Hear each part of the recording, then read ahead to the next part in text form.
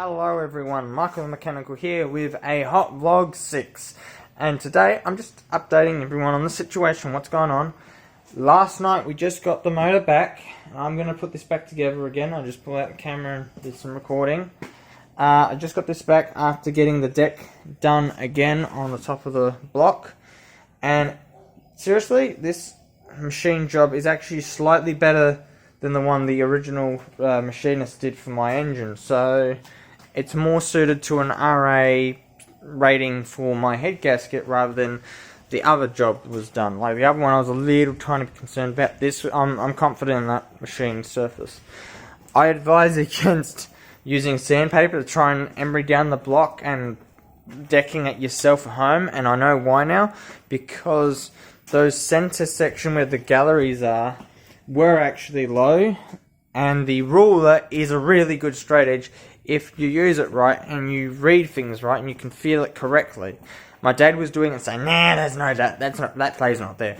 They proved it to me. They showed me a picture that the play was actually there. That play in the distance where I was checking it, it was warped, it was out, and it was bad. And my dad's telling me, oh, they put a fake angle on the machine just so they can clean it without the tip touching it twice. Fair enough. Other news, I've actually pulled apart this lathe this morning because I was getting sick of all the play I was getting in it. Because when I was making my little bits and pieces, I actually still have my bar out here. Oh, I brought it back out here. Because I thought, oh yeah, I'm going to machine this stuff myself now. Actually, I don't even see it out here, so I don't know what I did with it. But I brought my bar of steel back out with pieces of paper. I was going to not use this machine, but I was going to potentially use that machine there, because that machine's clockwork, my friend. And essentially I was going to do the job on there. Now, the reason I haven't even started is because the setup is going to be a time-consuming process. I'm still looking for my bits, by the way, but I can't see it, so it's going to be time-consuming to set it up, and I don't even know if we have all the blocks we need necessary to set it up. Now, the biggest reason why is because I just want to put bearings on these things without them sliding over the middle, because this one here was the ultimate one that changed my mind about making them on that lathe as it was. Now, it's nice and shiny on one side, and the other side it's not really, because what happened was the bearing just decided to jump that whole 0.2 mil gap, like jump straight over it, and it's sort of now got a step in it, and you can't see it on camera. Actually, I can see it on camera, but you might not notice it. It's where that nice shiny white spot is, where my finger is, closest to this finger, in the dead middle, and that spot is the high spot, and it jumped over the whole thing. And the bearings, instead of having that set gap that I intended to have, which is, you know, something similar to this, or is this measurement, instead of that, when I was working with this and pushed them together, or tried to push them together, they actually got this close, and then I almost couldn't get them apart. Lucky for me, I came up with the brilliant idea of using a wood chisel to try and chisel them apart. And I did that successfully. The bearings are still okay. Yeah, so on and so forth. So I got some good news in the sense of that. So some of these blanks are good and some of them are not good. The reasoning for that is how much play is in that lathe.